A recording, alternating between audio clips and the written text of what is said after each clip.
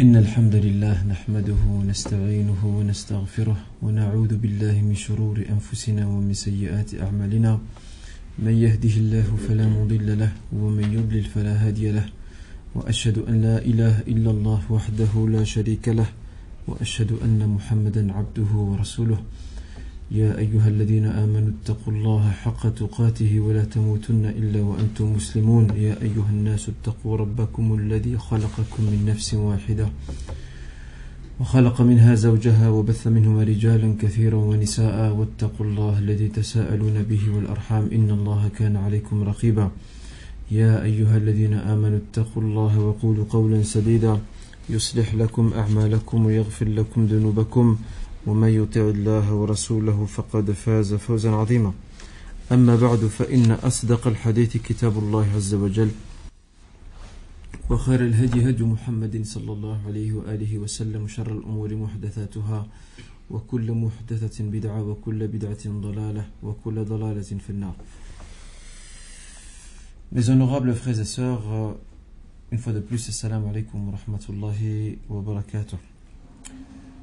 La semaine dernière, nous avions abordé et découvert ensemble une série d'enseignements que nous pouvons tirer de ce pacte historique, de cette trêve historique qui s'est produite entre d'un côté les musulmans et de l'autre Quraysh. Je rappelle, ce pacte est celui d'Al-Hudaybiyah, le pacte d'Al-Hudaybiyah qui s'est terminé par cette trêve, donc cette suspension de toute hostilité, de tout combat, et ce, à la base, pour une durée de 10 ans. Malheureusement, les alliés de Quraysh, et Quraysh était aussi complice dans cette histoire, n'ont pas respecté ce délai, et bien entendu, ce pacte n'a pas duré très longtemps, il a duré pratiquement 2 ans, après quoi il fut violé par Banu Bakr. Banu Bakr, qui est la tribu alliée de Quraysh, qui a attaqué donc Khuza'a. Et Khuza'a est une autre grande tribu arabe alliée des musulmans depuis très longtemps d'ailleurs. Et de ce fait, cet événement a conduit à une rupture directe, une rupture radicale de ce pacte, malgré les demandes incessantes de Quraysh de reprendre ce pacte, de le continuer, de le poursuivre. Et ici, une grande leçon, subhanallah, que l'on tire de cette situation, une chose qu'on a perdue aujourd'hui. La conduite prophétique par rapport à ces événements était marquée par la fermeté. Le prophète sallallahu alayhi wa sallam était quelqu'un de très ferme, intransigeant. Sur ce plan-là, il ne connaissait pas de marche arrière. Vous avez violé le pacte, eh bien, à partir de maintenant, vous devrez en assumer les conséquences. Et ça, on va y revenir tout à l'heure,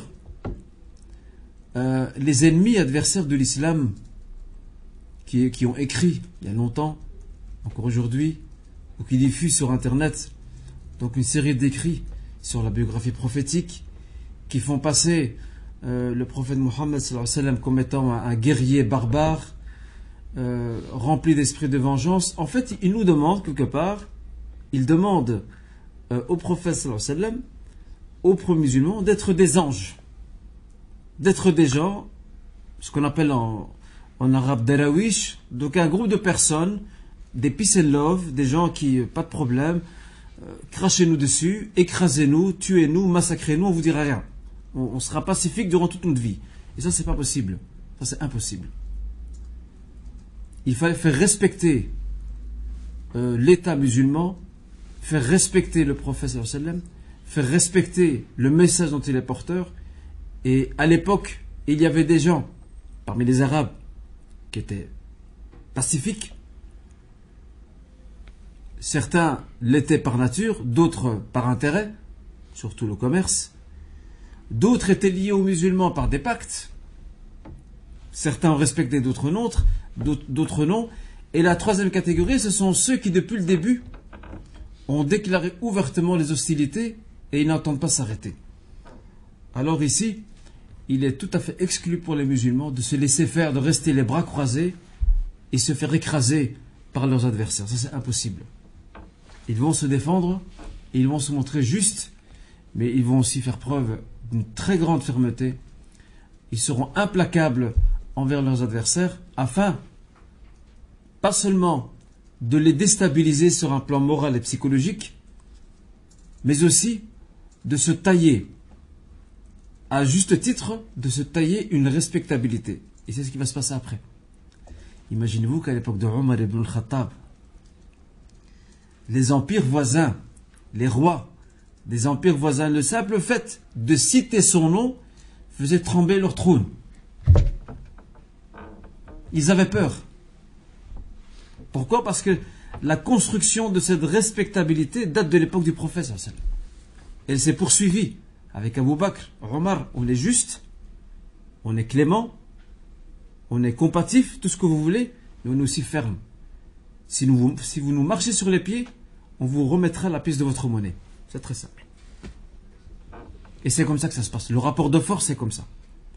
Et donc, à partir du moment où ils ont violé le pacte, eh bien, Quraysh devait s'attendre aux conséquences. Sachant, et je l'ai dit lors des cours passés, que le pacte de l'Hudaybiyah avait été dans ses débuts très mal digéré par les musulmans. Pourquoi? Parce que le prophète sallallahu alayhi wa sallam a dit Amen à toutes les conditions avancées par les Mécois. Tout ce qu'ils ont demandé, il aura dit oui, pas de problème. Il a répondu par l'affirmative. Alors qu'ici, les musulmans sont aussi en position de force. Et c'est ce qui a choqué Omar, entre autres, qui ne comprenait pas pourquoi acceptons-nous l'humiliation. Pourquoi se laisser faire? Mais c'est que Omar, ce qui a échappé à l'esprit de Omar, cet homme perspicace, c'est que ce pacte de l'Hudaybiyah, qui est la seule situation où le prophète sallallahu alayhi wa sallam n'a pas concerté ses compagnons, alors qu'il avait l'habitude de les concerter pour pas mal de questions et d'événements, ici le pacte de l'Hudaybiyah, il ne les a pas concertés, il ne les a pas consultés, parce qu'il recevait l'ordre direct de la révélation, al-wahy, d'Allah subhanahu wa ta'ala, de pouvoir contracter ce pacte et d'accepter toutes ces conditions, parce que se cache derrière ce destin qui paraît pour les compagnons un peu difficile à admettre, se cache derrière lui de très grandes conclusions dont les retours seront très bénéfiques pour les musulmans. La preuve, c'est que durant cette trêve qui a duré presque 2 ans, les musulmans, et ça on va y venir Inch'Allah, on en profiter pour s'occuper d'autre chose. Et subhanallah, cette éducation, on doit la retrouver aujourd'hui. Cette éducation donnée par le prophète, on doit la retrouver aujourd'hui. Le prophète, sallallahu alayhi wa sallam, les premiers musulmans, malgré cette trêve, ils ne sont pas partis se reposer. Ils ne sont pas partis dormir. Ils ne se sont pas retirés. Ces 2 années, c'était une période d'intense activité, mais dans un autre domaine. On va y revenir, Inch'Allah. Donc il n'est pas question à cause du fait qu'il y a une paix provisoire, une trêve avec Quraysh, de se dire ben c'est bon, cette paix est faite ou cette trêve est signée et contractée, nous allons nous retirer pour nos petites affaires, on va essayer de recharger nos batteries pour revenir à la charge. Ça, les musulmans ne connaissaient pas ça. Ils étaient sur le pied de guerre de jour comme de nuit. Sur le pied de guerre de jour comme de nuit. Ils étaient prêts. Ils étaient prêts à toutes les éventualités. Ils étaient prêts à réagir à n'importe quel événement. Ils ont été entraînés par le prophète sallallahu alayhi wa sallam. Il leur a appris et il les a exercés à se préparer à toutes les éventualités, mais plus que cela, à s'adapter.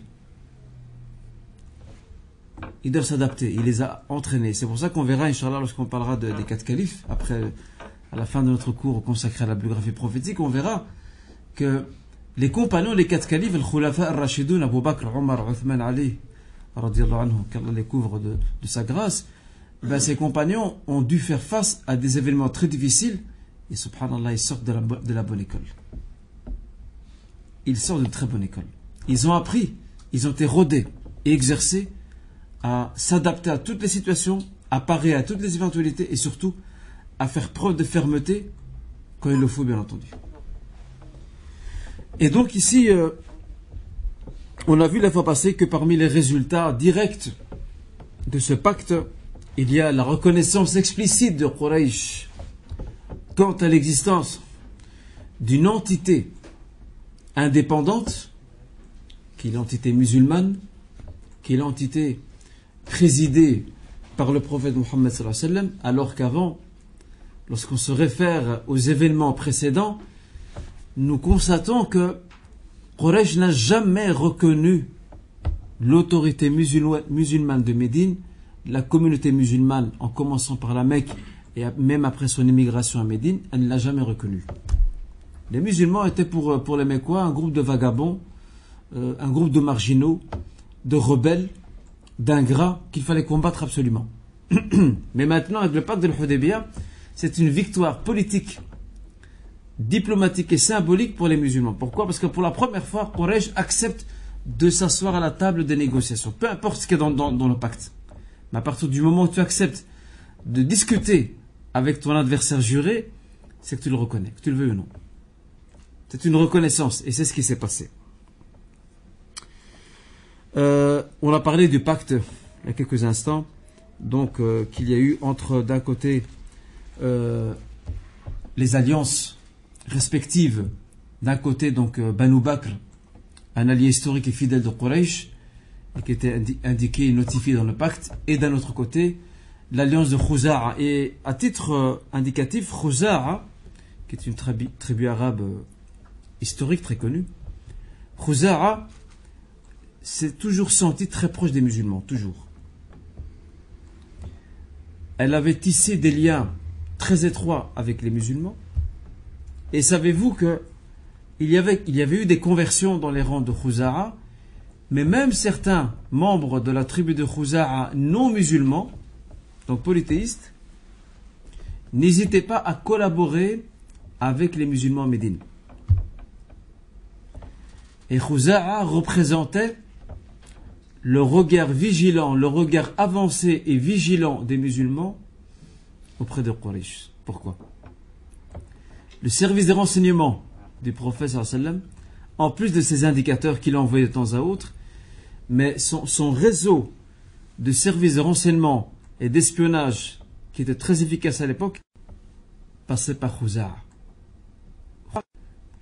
Toutes les informations, les musulmans et polythéistes, mouchriquins aussi, qui faisaient partie de Khuza'a, transmettaient toutes les informations, toutes les nouvelles fraîches qui tombaient au sein de la cité mécoise, ils les transmettaient directement au prophète sallallahu alayhi wa sallam et aux musulmans. Alors, cette situation, bien sûr, va être connue sur la place publique. Pourquoi? Parce que l'alliance entre Khuza'a et les musulmans était, avant le pacte de l'Hudaybiyah, secrète et se faisait d'une façon clandestine. Khuza'a se préservait aussi d'éventuelles représailles de la part de Quraysh. Mais là, avec le pacte, tout apparaîtra à l'œil nu. Autrement dit, Khuza'a va déclarer publiquement qu'elle est du côté des musulmans, qu'elle se range du côté des musulmans. Et bien sûr, par après, cette tribu va adhérer dans son entièreté à l'islam. Et c'est tout à fait normal, après 16 années de collaboration avec les musulmans, il est naturel que le bon exemple que représentaient les musulmans, la justice qu'incarnait l'islam et le prophète sallallahu alayhi wa sallam, ne laisseront pas insensible cette tribu qui, à son tour, va adhérer dans son intégralité à l'islam. Le troisième enseignement, ou le troisième résultat, si vous voulez, que l'on peut tirer de ce pacte,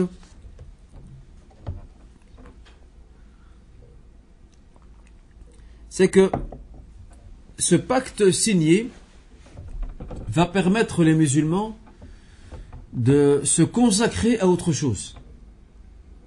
Pas de se reposer, parce qu'ils ne connaissent pas de repos, mais de se consacrer à autre chose. Parce qu'il y a une chose que le prophète sallallahu alayhi wa sallam, ou ce sur quoi le prophète sallallahu alayhi wa sallam a éduqué les musulmans, c'est ce qu'on appelle en arabe al-jundiyya. Retenez ce terme. Al-Jundiya. Al-Jundiya, c'est cet esprit combatif. La dunya, elle est laissée derrière leur dos. Ils se contentaient de peu.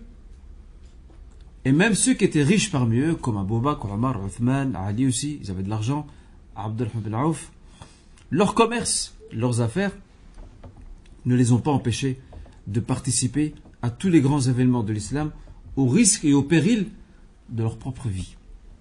Ce qui n'est pas habituel pour des commerçants, pour des gens riches. Ils pensent avant tout à leur argent, avant quoi que ce soit d'autre. Et bien ici, cet esprit combatif, El-Jundiya, sur laquelle le prophète a éduqué ses compagnons, leur a donné ce pouvoir, cette force d'être respectés et même craints par les autres, et particulièrement par Quraysh. Alors cette période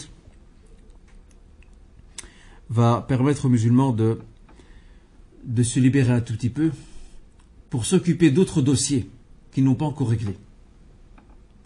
Et parmi ces dossiers, un qui était très sensible en Arabie et qui était une épine dans les pieds des musulmans, c'est Khaybar.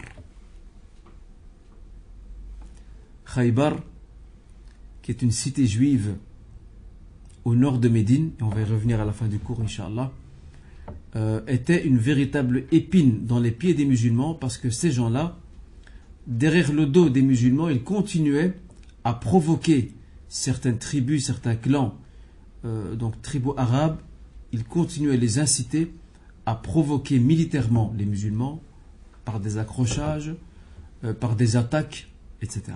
Alors il fallait retirer cette épine définitivement afin d'être tranquille une fois pour toutes. Et c'est ce que vont faire les musulmans. On y reviendra à la fin du cours. Aussi cette période, quatrième résultat de ce pacte, cette période de trêve a été une occasion propice pour que les musulmans s'activent dans la da'wah, dans la prédication, l'apostolat. La guerre est connue. Et la fois passée, je vous ai cité le propos de l'imam Zuhri, qui est un grand historien et biographe de l'islam. Et je l'avais également précisé en passant que ce personnage, ce traditionnaliste de l'islam muhaddith, était également l'un des acteurs clés du renouveau et de la réforme que va entreprendre ce souverain juste qu'était Omar ibn Abdul Aziz. Et nous reviendrons, Inch'Allah, à ce personnage lorsque nous parlerons de la biographie de Omar ibn Abdul Aziz. Nous avons vu la semaine dernière que l'imam Zuhri, Muhammad ibn Shihab al-Zuhri, ainsi s'appelle-t-il, Muhammad ibn Shihab al-Zuhri, rappelait que lorsqu'il y avait la guerre, les tensions et la haine existaient. Et il rappelle que ce pacte a été une grande victoire pour les musulmans. Ce pacte a concrétisé pour l'islam ce qu'aucun autre événement n'a pu produire. Effectivement, grâce à ce pacte, les gens étaient beaucoup plus enclins, étaient prêts, parce que c'est une période de paix, d'accalmie, de trêve, étaient prêts à écouter le message. Et ça, c'est très important. Cette indication de Zuhri est très importante pour comprendre que les musulmans vont profiter de ce moment de calme et d'accalmie pour proposer et présenter le message de l'islam aux autres. Et par rapport à ça, le prophète va surtout être soucieux, sachant qu'une grande partie de l'Arabie est soumise à lui, il va être soucieux de s'adresser et de présenter l'islam aux nations, aux grands et puissances voisines. Donc les nations voisines, les puissances voisines, les grands qui sont les voisins de l'Arabie, le prophète sallallahu alayhi wa sallam s'est intéressé à leur présenter l'islam, à les inviter à l'islam. Et il va envoyer donc une série d'émissaires, on en a parlé d'ailleurs avant l'été, une série d'émissaires, une série de compagnons qui seront porteurs de messages qu'ils vont soumettre à ces rois et à ces dirigeants, les invitant à l'islam. Et d'ailleurs Anas nous dit par rapport à ça, que c'est rapporté par Muslim, que le prophète sallallahu alayhi wa sallam a adressé une correspondance ou un message à tous les grands de son temps. Kataba an-nabiy sallallahu alayhi wa sallam ila kulli jabbar. Jabbar, c'est tout puissant.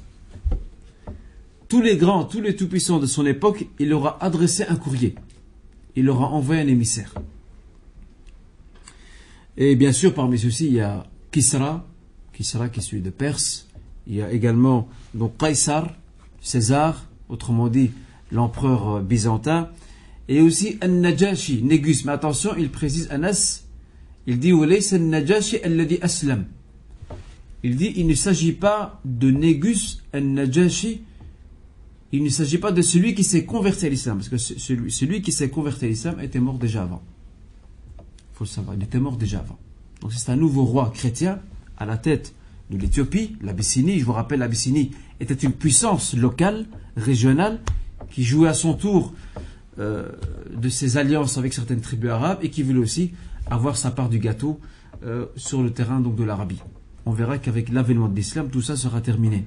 Pourquoi? Parce que l'hégémonie de l'islam sur l'Arabie sera totale et les Éthiopiens perdront, au même titre que les Perses et les Byzantins, perdront tout contrôle sur l'Arabie. Et c'est une première dans l'histoire de l'Arabie. Elle sera unie sous une seule autorité et sous un seul drapeau, ce que l'Arabie n'a jamais connu avant.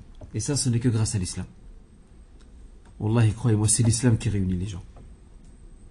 L'islam réunit les gens. L'islam réunit la Ummah. Très important ça. Et c'est pour ça que Omar disait à ce sujet, il disait Nahnu qawmun a'azzana Allahu bil Islam. Nous sommes des gens à qui Allah Azza wa Jal a donné accès à une fierté, une grandeur. فمهما ابتغينا غير الإسلام دينا أذلنا الله. Si nous recherchons une voie autre que l'islam, Allah Azza wa Jal nous humiliera. Et c'est vrai. Le jour où les musulmans ont abandonné l'islam comme ciment d'unité, comme message qui nous couvre tous, et jusqu'à aujourd'hui, ils n'ont connu qu'échec, que revers, que malheur, que drame, sous-développement, et la liste est encore très longue. Vous voyez? Alors, ces différents rois et souverains vont recevoir à tour de rôle donc un message les invitant à l'islam. Cette politique prophétique étrangère, elle est intéressante. Pourquoi?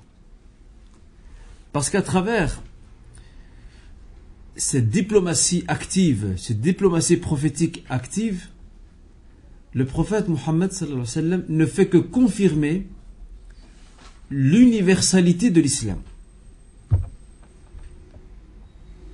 Que veut dire universalité? Je sais. L'universalité de l'islam. Ça veut dire quoi? Ça veut dire qu'il touche un peu toutes les contrées, enfin, dans tous les domaines. Ça touche un peu dans tous les domaines.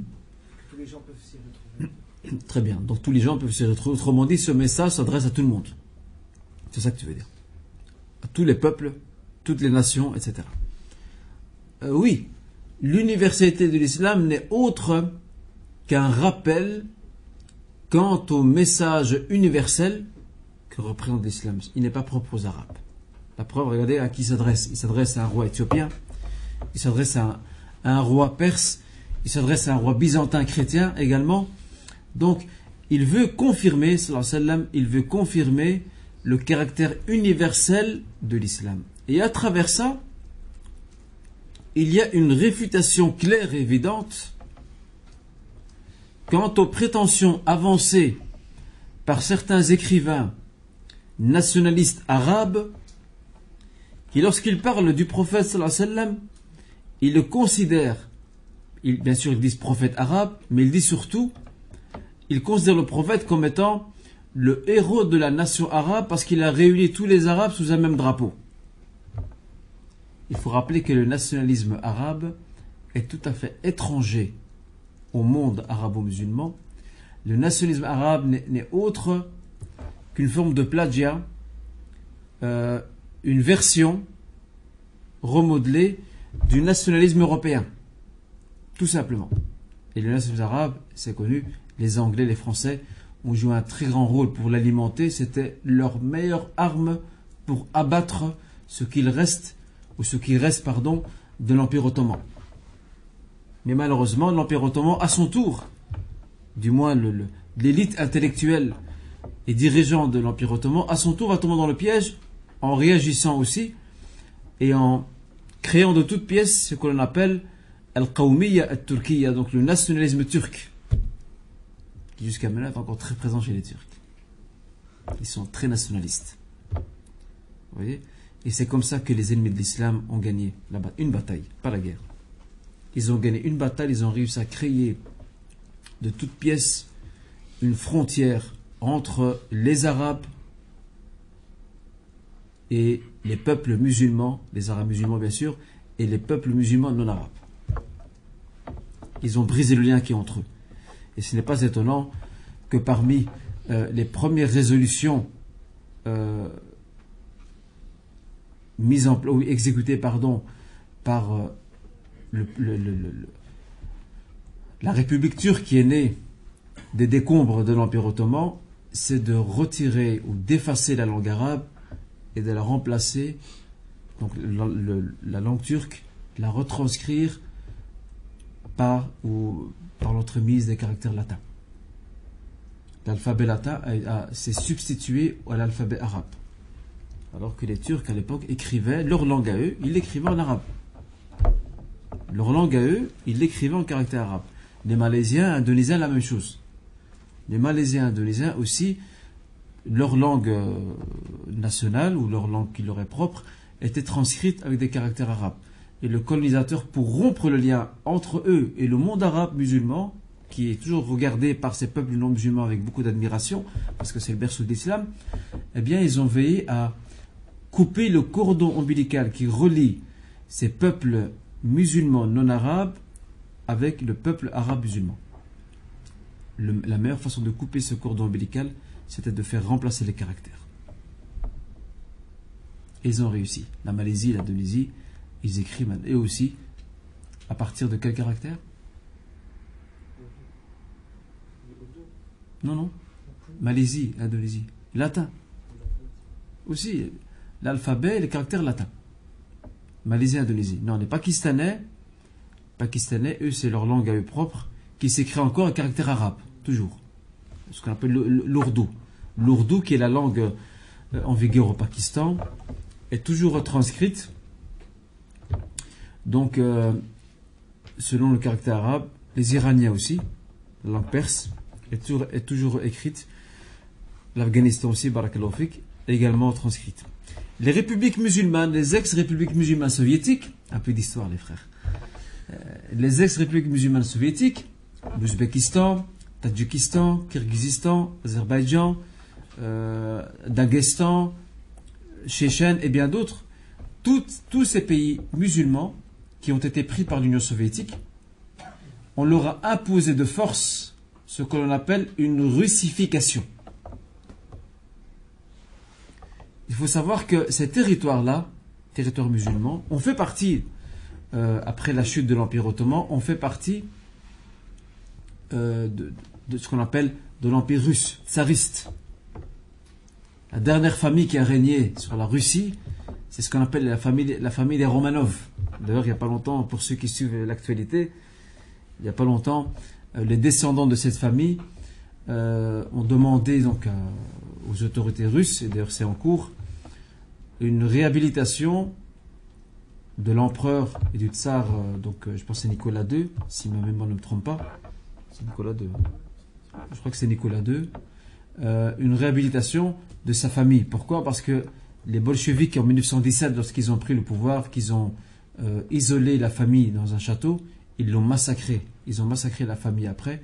Et ce n'est que maintenant que l'État russe accepte de réhabiliter, de reconnaître que ce qui s'est passé à l'époque était un crime politique, c'était un assassinat, alors que ce plan-là a toujours été gardé sous silence pendant des décennies et des générations. Donc ces territoires-là faisaient partie de l'Empire russe, mais après la chute de l'Empire russe, beaucoup de ces territoires ont profité du désordre qui régnait dans la Russie pour déclarer leur propre indépendance. Ce qui n'a pas plu aux bolcheviks, donc aux communistes de l'époque, qui ont mené une guerre de reconquête de tous ces territoires et qui les ont fait plier par la force et par le sang, avec des massacres incroyables mais vrais. Ils ont mis fin aux vestiges de la culture musulmane, il y avait des bastions religieux et scientifiques en Asie centrale. Les Russes ont massacré des savants musulmans à la pelle. Des milliers de savants musulmans ont été tués et massacrés par les Russes à ce moment-là. Ils ont mené une politique de russification qui consistait à imposer le russe comme langue officielle du pays et à ce que eux, leur langue locale, elle reste, il n'y a pas de problème, mais qu'elle soit transcrite selon les caractères russes. Jusqu'à maintenant d'ailleurs, après la chute de l'Union soviétique en 1991, ces différentes républiques qui ont accédé à l'indépendance, ce sont des peuples musulmans, et bien leur écriture, elle est toujours selon donc, leur caractère, enfin, selon le caractère propre à la langue russe. Vous voyez, donc ça c'est l'histoire, elle est très importante. Et on ne peut qu'insister sur le retour à l'histoire pour comprendre un peu ce qui se passe aujourd'hui. Celui qui ne retourne pas à l'histoire ne comprendra pas ce qui se déroule dans la Ummah et d'où viennent donc ces problèmes et d'où viennent ces souffrances. Alors, il y a ici une réponse, comme je disais, et une réfutation de cette prétention, de cette analyse nationaliste émise par certains intellectuels nationalistes arabes qui ont prétendu que le prophète a mené une révolution arabe en réunissant tous les Arabes sous un même drapeau. Eh bien, ce fait conteste et réfute d'une façon évidente leurs propos. Parce que si le prophète, entre guillemets, était nationaliste, pourquoi va-t-il s'intéresser à l'Abyssinie?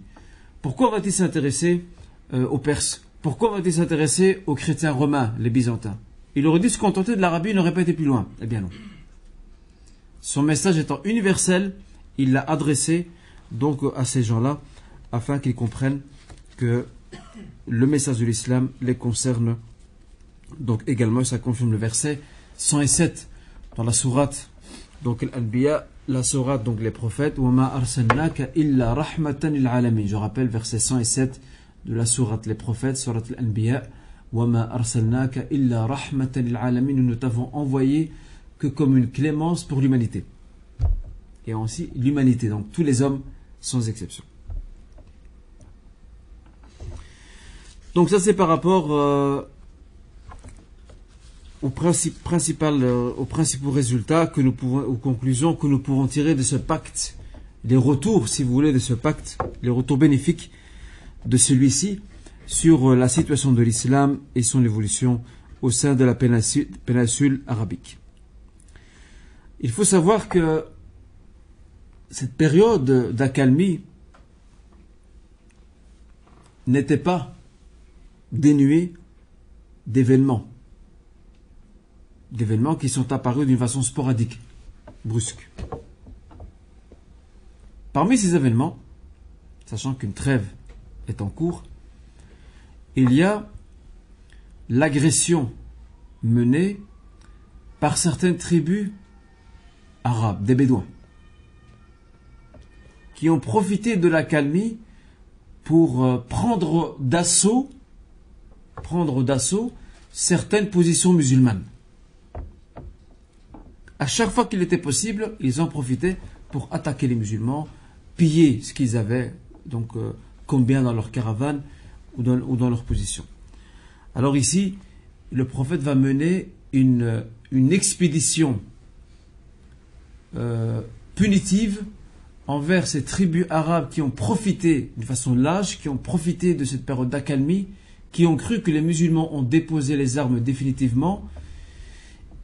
Il a mené cette expédition punitive pour les ramener à leur position initiale. Alors on peut retenir deux événements. Le premier, c'est une bataille. Cette bataille s'appelle la bataille de Dhatul Qarad. Et j'en profite d'ailleurs pour vous montrer un livre qui est très très bien fait. Bon, comme d'habitude, il est en arabe, je n'y suis pour rien. C'est un très beau livre, une très bonne référence. C'est l'Atlas de la biographie prophétique. L'Atlas de la biographie prophétique, Atlas As-Sir al-Nabawi, parce que Atlas, on dit aussi en arabe Atlas, malheureusement, c'est un mot qui a été arabisé. Donc Atlas As-Sir al-Nabawiyya, ce livre vous reproduit des images et des cartes de tous les lieux qui ont été cités dans la biographie prophétique. Soit Badr, Uhud, Khaybar ou n'importe quel endroit qui a été cité. Regardez ici quelques images, comme ça vous avez une idée. Des cartes aussi. Pour vous citer un peu ces lieux qui sont cités dans la biographie prophétique. Donc l'auteur de ce livre a veillé à pouvoir les représenter sous forme d'images, de cartes, etc. Je peux vous en montrer d'autres si vous voulez.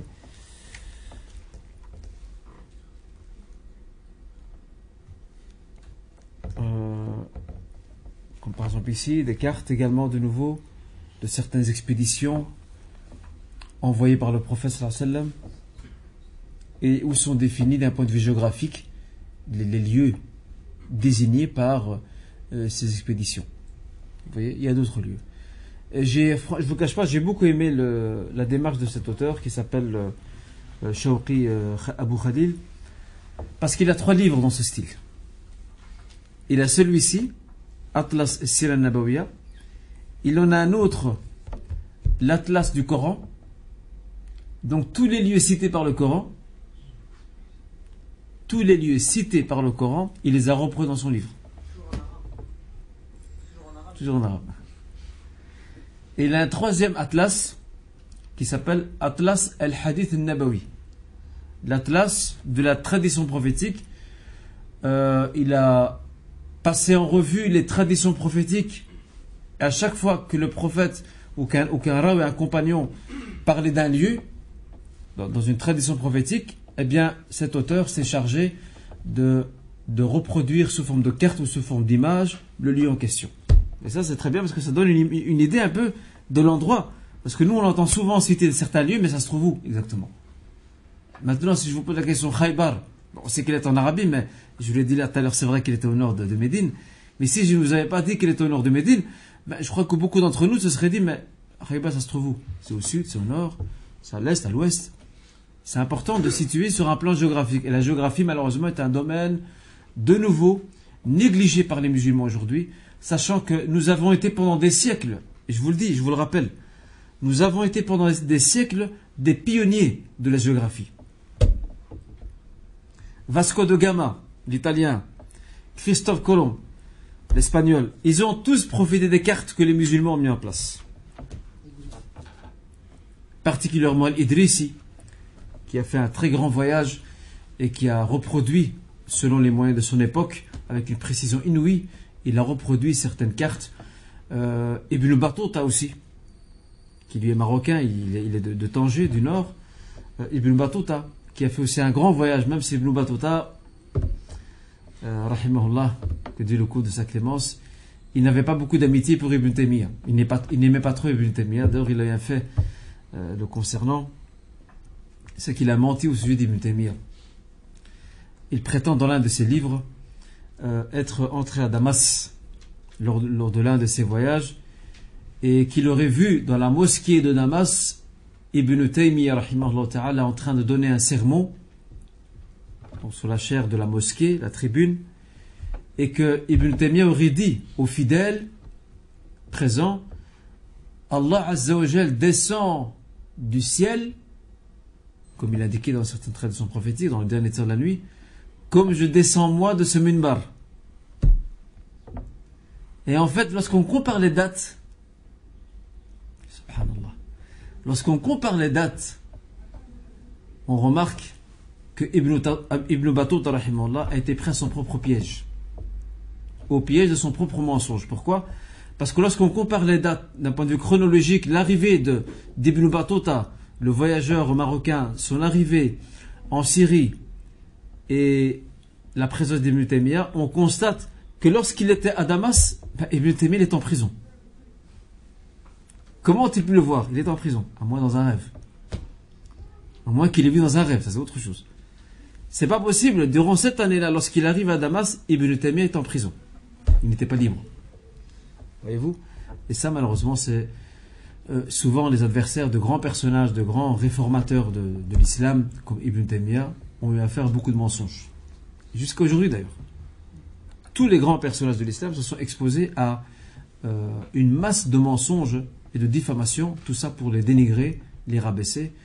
Et Ibn Taymiyyah, malheureusement, est l'un des personnages qui a eu le plus grand lot, bien sûr après le prophète sallallahu alayhi wa sallam d'office, qui a eu le plus grand lot de mensonges, parce que son message, sa mission réformatrice et son message rénovateur dérangeait énormément les gens de son époque, et d'ailleurs jusqu'à aujourd'hui. Donc, tout ça pour vous parler de la géographie. Donc la géographie est très très importante, et malheureusement de nos jours, c'est un sujet auquel nous ne prêtons plus beaucoup d'attention. Je me souviens d'un jour d'une personne qu'on a interrogée concernant donc un pays. Et en fait, il ne savait pas le situer sur la carte. C'est un musulman. Il ne savait pas le situer sur la carte. Il pensait même que ce pays, c'est une tribu. C'est plus grave. Il dit, oui, c'est une tribu, ça. Je crois que c'est une tribu en Arabie. C'est pas une tribu, c'est un pays. C'est une nation. Alors, essayons de nous renseigner un peu plus sur la géographie. Et d'ailleurs, l'Internet et les livres sont là pour pouvoir, quelque part, enrichir nos connaissances personnelles à ce niveau-là. Alors, vous avez cette bataille qui s'appelle Dhatul Qarad. C'est un personnage qui s'appelle Abdurrahman ibn Uyayna ibn Hisn al-Fazari. Abdurrahman ibn Uyayna ibn Hisn al-Fazari. Ce personnage qui est c'est un bédouin, il appartient à une tribu, il a attaqué une caravane musulmane, l'a pillée, et surtout il a pris les chamelles. Parce que les chamelles à l'époque ça coûtait très cher. C'était les Mercedes d'aujourd'hui. Les chamelles, c'était les Mercedes et les BM d'aujourd'hui. Ou les Rolls-Royce si vous voulez, pour ceux qui vont plus loin. Donc les chamelles, c'était ce qui était le plus cher pour les Arabes. Alors il a pillé, il a volé donc une série de chamelles. Et suite à ça, le prophète sallallahu alayhi wa sallam a envoyé sur cette rousse un compagnon avec un groupe de combattants. Le temps que lui arrive, bien sûr, sallallahu alayhi wa sallam. Ce compagnon, c'est Salama ibn al-Akwa'. Salama ibn al-Akwa'. Ce compagnon, Salama ibn al-Akwa', va pourchasser ce brigand avec son clan. Il va le pourchasser au point que celui-ci, pris par la panique, il va lâcher directement les chamelles et va prendre la fuite. Tellement qu'il a eu peur. Et au moment où le prophète arrive, sallallahu alayhi wa sallam, près d'un fleuve, d'où le nom d'Atul Qarad, c'est le nom d'un fleuve, au moment où le prophète sallallahu alayhi wa sallam arrive, eh bien, c'était déjà terminé, dans la mesure où les chamelles ont été restituées, et ce personnage, cet homme, a déjà pris la fuite avec les siens. L'autre événement, qui lui est très très douloureux, c'est un fait divers qui s'est produit. Il y a des hommes appartenant à deux tribus dénommées Aql et Urayna. Aql et Urayna. Ces hommes se sont présentés à Médine. Pardon. Ils se sont présentés à Médine et se sont convertis à l'islam devant le prophète sallallahu alayhi wa sallam. Mais ils ont dit au prophète, on ne peut pas rester à Médine. On ne supporte pas le climat de Médine, en plus on est malade. Alors le prophète sallallahu alayhi wa sallam, qu'est-ce qu'il va faire? Très soucieux d'eux, parce que ce sont de nouveaux membres de la communauté, il va leur enjoindre, et c'est dans la médecine prophétique d'ailleurs maintenant, leur enjoindre de boire le lait et l'urine des chamelles. Certains vont me dire le lait, d'accord, mais l'urine, arrêtons-nous un instant. Enfin, l'urine, boire de l'urine de chamelle. Certains vont dire, mais c'est exécrable. Comment boire? C'est nauséabond, comment boire de l'urine? Eh bien, sachez qu'aujourd'hui en Arabie Saoudite, certains laboratoires, subhanallah, وَمَا يَنْتِقُ عَنِ الْهَوَى إِنْ هُوَ إِلَّا وَحْيٌ يُوحَى. cet homme, comme le dit Allah Azza wa Jal, ne parle pas dans le vide. Il ne parle pas par ses passions, il est révélation inspirée. Il y a des laboratoires en Arabie Saoudite qui ont soumis à examen, étude et analyse l'urine des chamelles, et ils ont trouvé qu'elle comporte une série de propriétés bénéfiques pour l'homme. Que l'urine des chamelles comporte des propriétés médicales qui peuvent guérir certaines maladies. Et d'ailleurs, en Arabie, dans le désert, en ville un peu moins, mais dans le désert, les Bédouins, quand ils ont certaines douleurs du style des grosses diarrhées ou des grosses fièvres, etc., ils boivent de l'urine de chamelle. Ça renforce leur système immunitaire et ça guérit donc leur maladie. Alors le prophète ici, regardez, il conseille à ces hommes-là de boire du lait de chamelle, et je peux vous garantir que le lait de chamelle, il est beaucoup plus sain que le lait de la vache, beaucoup plus sain. Et si vous allez en Arabie, essayez, bien sûr, il ne faut jamais abuser de toutes choses. N'abusez pas, parce que certains, lorsqu'on dit que c'est bon, c'est tout. Ils vident des tonneaux. Non. Il ne faut pas abuser non plus des choses, mais si vous allez un jour en Arabie, Inch'Allah, Umrah ou bien un pèlerinage, essayez de chercher du lait de chamelle. Et essayez de manger aussi la viande de chameau ou bien de chamelle, en faisant attention que la viande de chameau ou chamelle, lorsque c'est mangé, ça annule vos ablutions. Il faudra recommencer vos ablutions après. Donc la viande de chameau ou de chamelle fait partie de ce qui annule les ablutions, et d'ailleurs le prophète sallam a recommandé de recommencer ses ablutions pour ceux et celles qui ont mangé la viande de chameau ou de chamelle. Et c'est une très très bonne viande également, et elle est aussi très bénéfique pour la santé aussi. Mais de nouveau, je rappelle, pas d'abus. Il ne faut pas abuser. Donc, ça concerne cela. Alors, que s'est-il passé? Eh bien, tout simplement, il a mis à leur disposition donc un accompagnateur avec ses chamelles pour les accompagner à l'extérieur de Médine et qu'ils puissent aussi profiter de ces chamelles, boire leur lait et leur urine. Malheureusement, ces hommes, qu'ont-ils fait? Ils se sont apostasés, ils ont renié l'islam dès qu'ils sont sortis de Médine. Vous imaginez? Personne ne les a forcés à se convertir. Ils se sont apostasés, ils ont renié l'islam, ils ont tué le berger qui les a accompagnés, et ils ont volé, ils l'ont tué d'une façon sauvage, et ils ont volé les chamelles. Alors bien sûr, ce fait-là ne devait pas rester sans correction. Alors le prophète sallam leur a fait subir un châtiment sévère. Il leur a fait subir un châtiment sévère. Et accrochez-vous bien, ça risque de vous choquer. Ils ont massacré sauvagement. Ils ont massacré sauvagement le berger qui les accompagnait, Ar-Ra'i. La loi du talion, qui est dans les textes bibliques, que le Coran a repris aussi parce que c'est la même source. Œil pour œil, dent pour dent. C'est comme ça. Le prophète leur a fait percer leurs yeux. À ces hommes-là, il leur a fait percer leurs yeux et il les a laissés mourir à l'extérieur de Médine. Et après, il a interdit de mutiler. À partir de ce fait, le prophète sallam a interdit d'une façon explicite et catégorique toute mutilation de corps. Mais il a fait ça à ces hommes-là à titre punitif, pour que cela serve de leçon. Vous avez non seulement vous êtes apostasé alors que personne ne vous a forcé à vous convertir, vous êtes venu par vous-même, de votre plein gré.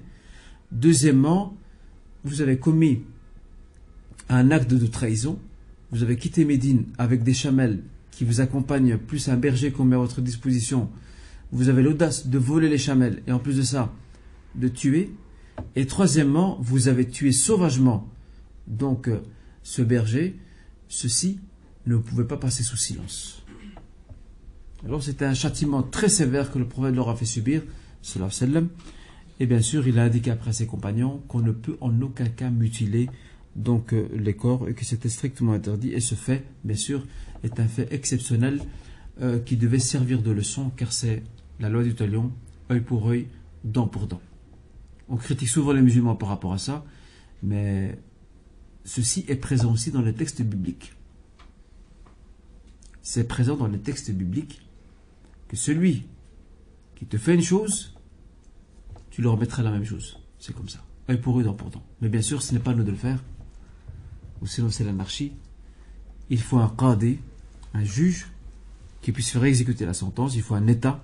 Et le prophète, bien sûr, représentait un État. Donc, à son époque, sallallahu alayhi wa sallam.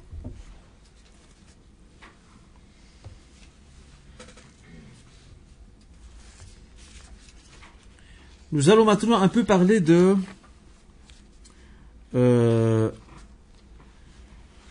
Khaybar. Donc on a vu ces deux événements qui se sont produits, et en marge du pacte de l'Hudaybiyah, le prophète sallallahu alayhi wa sallam était décidé à retirer cette épine gênante des pieds des musulmans, qui c'est de Khaybar. À la base, c'est quoi Khaybar?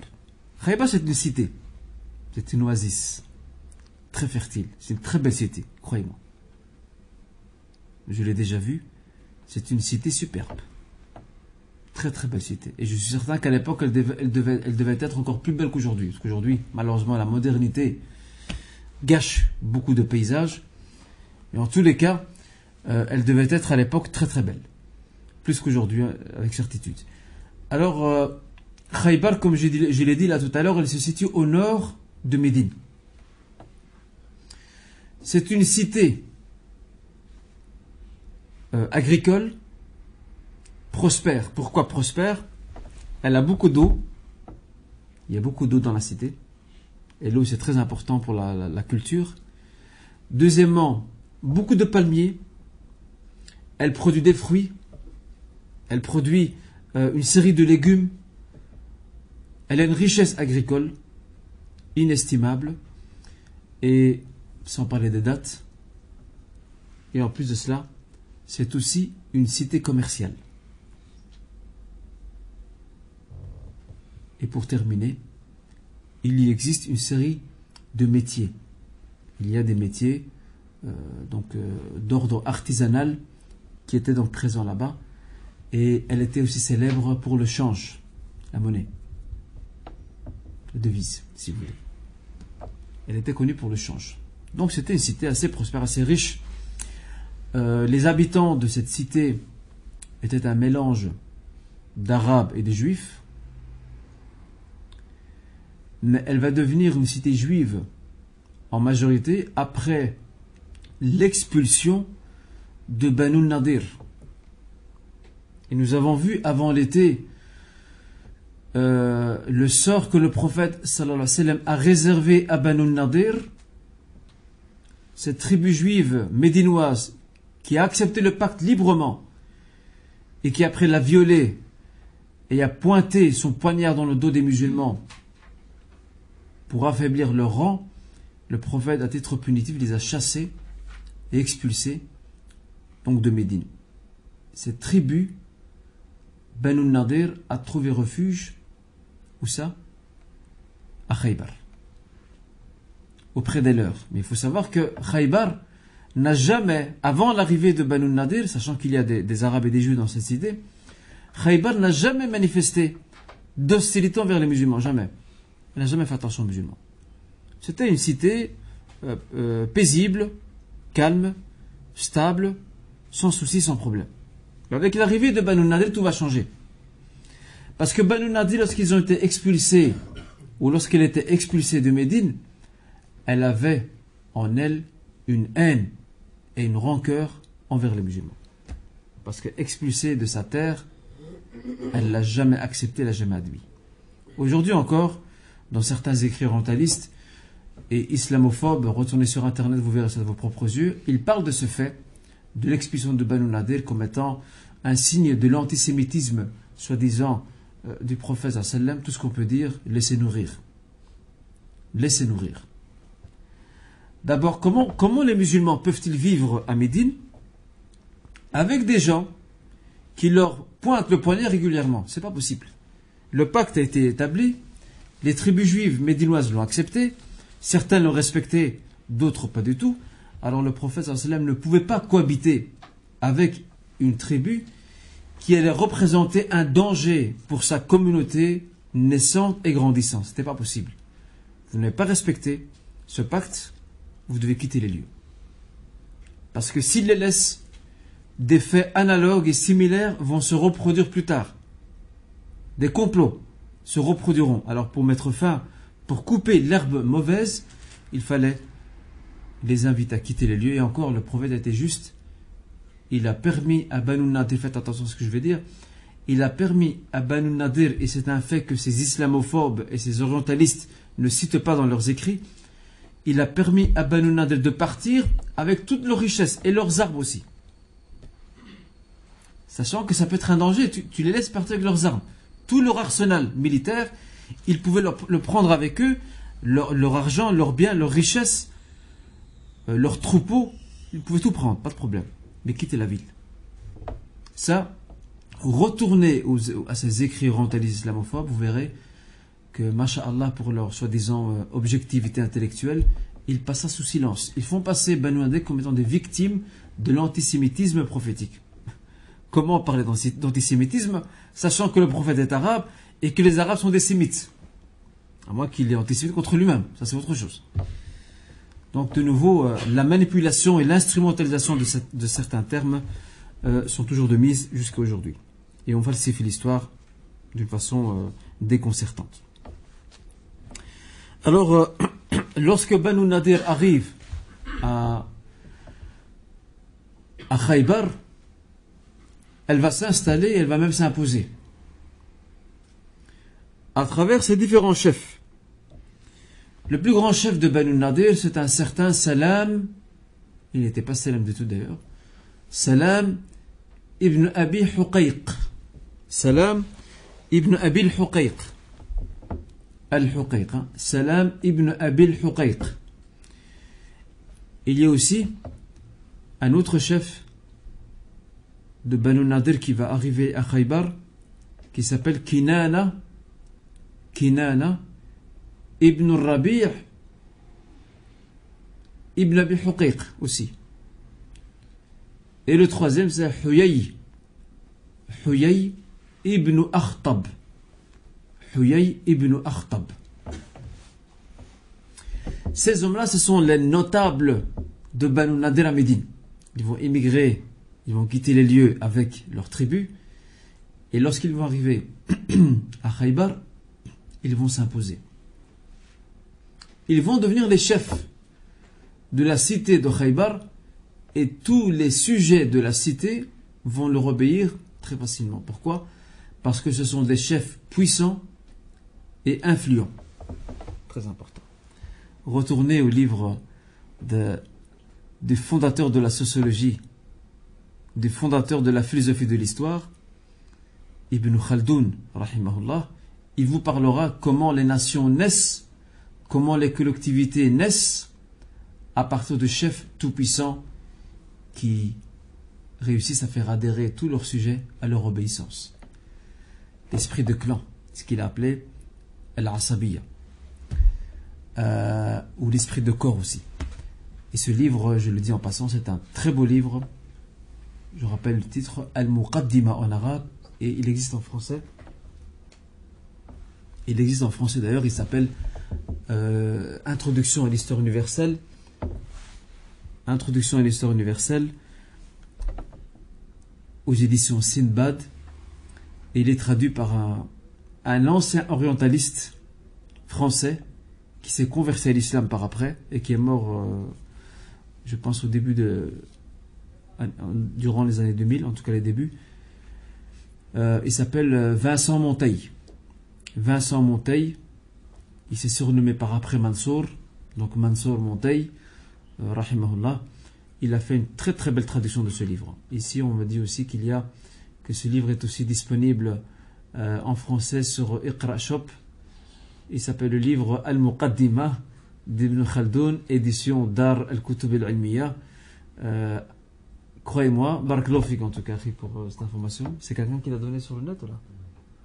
En tout cas, on remercie le frère ou la sœur qui a communiqué l'information donc via le Paltalk. Mais moi, je préfère la traduction de Vincent Monteil. Elle est meilleure. c'est du français correct. C'est un français déjà lui-même. Donc c'est un orientaliste, un intellectuel. Et il a une très belle traduction. Bon, son introduction, il y a certains commentaires qui laissent à désirer, ou certaines analyses qu'il fait qui laissent à désirer, mais la traduction du texte, origine intégrale, elle est excellente. Donc je vous invite à reposer sur ce livre, et bien sûr ceux qui veulent malgré tout obtenir Al-Muqaddimah d'Ibn Khaldoun via édition d'Al-Kutub al-Ilmiya, que vous pouvez trouver sur Iqra Shop, peut aussi se le procurer, mais moi je ne vous conseille pas trop parce que ces maisons d'édition libanaises, c'est du pur commerce. Ça n'intéresse pas à la qualité de la traduction. Et d'ailleurs souvent j'ai des élèves et des frères et sœurs qui me contactent pour des traductions de d'Al-Kutub al-Ilmiya et aussi de Dar al-Fikr. C'est une catastrophe. C'est des choses, des traductions qui n'ont ni queue ni tête. Mais bon, chacun fait selon ses moyens, bien sûr. Et si vous devriez suivre mon conseil, je vous inviterai à prendre cette édition-là. Je rappelle les éditions Sindbad, Introduction à l'histoire universelle. Et Inch'Allah, Anas me le rappellera. Je la porte avec moi la semaine prochaine, je vous le montrerai, Inch'Allah. Et en passant, notre frère Ismaël avait fait une petite recherche sur le terme sur ce fameux, cette gourde en cuir dans laquelle on met de l'eau qu'on utilise dans les voyages. Comment ça s'appelle? Une outre. Et outre, c'est O-U-T-R-E, c'est ça. Hein? Donc une outre, c'est O-U-T-R-E. Comme ça, vous savez comment on dénomme. Donc c'est, comment dirais-je, ces gourdes d'eau en cuir qu'utilisent généralement les voyageurs qui sont dans le désert ou ailleurs. Ok? Donc je vous renvoie vers ce livre d'Ibn Khaldoun, il est très intéressant. Et il vous parle comment les nations et comment les collectivités, comment les civilisations naissent à partir d'un esprit de corps, comme il appelait ça, al-Asabiyya, où des gens se réunissent autour d'un chef. Et j'en avais parlé d'ailleurs, si vous vous souvenez, avant l'été, je vous avais parlé de ce point-là, et je m'étais bien sûr, entre autres, inspiré d'Ibn Khaldoun lorsque je vous ai soulevé ces différentes questions. Comment le prophète a fondé son État à Médine, et quelles sont les qualités que doit avoir ses fondateurs. Le fondateur de toute nation doit avoir une série de qualités, et je les ai citées.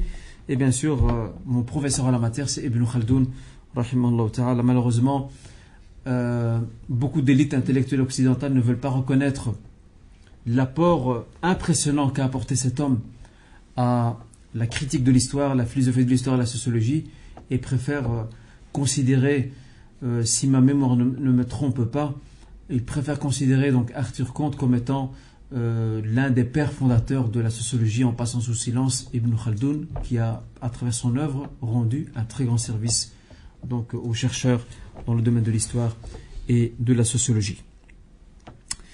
Voilà, donc ça c'était les principaux personnages clés et influents et puissants de Banu Nadir qui vont s'installer donc à Khaybar, et parmi leurs premières initiatives pour vider cette haine qu'ils ont dans leur cœur contre le prophète sallam et contre les musulmans, ils vont ameuter et encourager les gens de Khaybar à s'allier ou à s'inscrire dans cette grande alliance qui va se mettre en place contre les musulmans à travers la bataille des Coalisés. Et on a vu ça avant l'été. Ma'arakatul Khandaq, qu'on appelle aussi donc la bataille du fossé. Donc malheureusement, les gens de Khaybar vont participer, alors qu'ils n'avaient aucun conflit avec les musulmans, il n'y avait aucune hostilité avec eux, ils vont participer avec, sous l'instigation de Banu Nadir, ils vont participer à ce front commun mis en place par Quraysh, avec l'aide de Banu Nadir bien sûr, pour combattre les musulmans et mettre fin à la présence de l'islam. Et nous avons vu, lors du cours consacré à la bataille des Coalisés, avant l'été, nous avons vu que cette bataille s'est soldée par un échec terrible et cuisant et une déroute la plus totale des forces polythéistes juives et qui étaient donc et aussi bédouines, donc les tribus arabes bédouines qui se sont alliées donc à ces gens-là. Alors ce fait divers n'est pas resté sans suite. Pourquoi? Parce que le prophète sallallahu alayhi wa sallam suivait de près ce qui se passait donc à Khaybar, et il s'attendait à ce qu'il ne s'arrête pas là, à ce que ces gens ne s'arrêtent pas à ce niveau-là pour s'en prendre à l'islam et aux musulmans. Et c'est pour cette raison d'ailleurs qu'il va mener une expédition pour mettre fin à ce danger que représentait Banu Nadir au sein de Khaybar. Pourquoi? Parce que malgré cette trêve, Banu Nadir ainsi que les gens de Khaybar vont constamment, régulièrement encourager les Bédouins et certaines tribus arabes.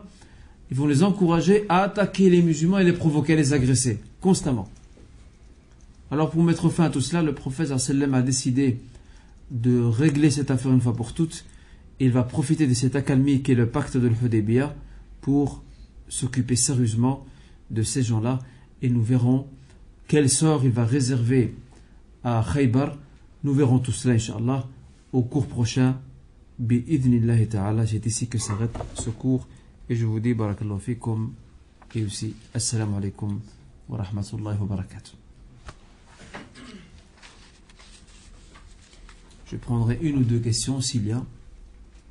Allez. Je ne me souviens plus si on l'a évoqué dans les premiers cours. À part les Banu Nadir, il y avait d'autres tribus juives à Médine, enfin, une fois que les gens étaient sortis. On avait les principales tribus, il y avait donc Banu Qaynuqa, Banu Qurayza, ainsi que Banu Nadir.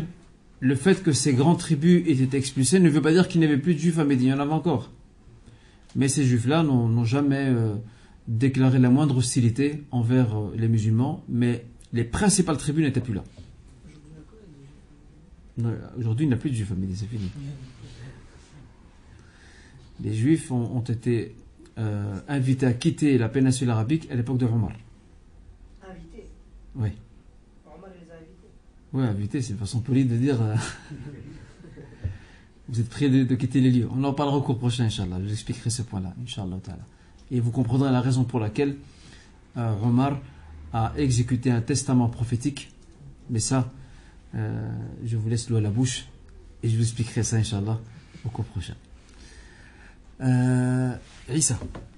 Lors de la bataille des Colisées, il y avait une tribu juive qui